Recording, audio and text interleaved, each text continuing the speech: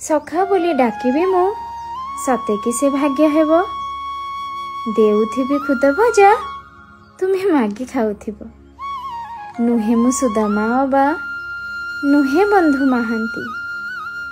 एते बड़ दुनिया रे केही मोर नाहंती। सात पुरुष को बंधु बांधिली हे बांधव। जेणु तुमे बोलाउछ दिन जन बांधव। शुणिछि पुराणे तुम दीनबंधु पणिया। विदुर कुटीरे दिने साजिथिल कुणिया। भाव विनोदिया हरि अभाव को दुर्लभ। भकतर न होइण आउ काहार होइब। कोटि जुहार स्वीकार कर मणिमा।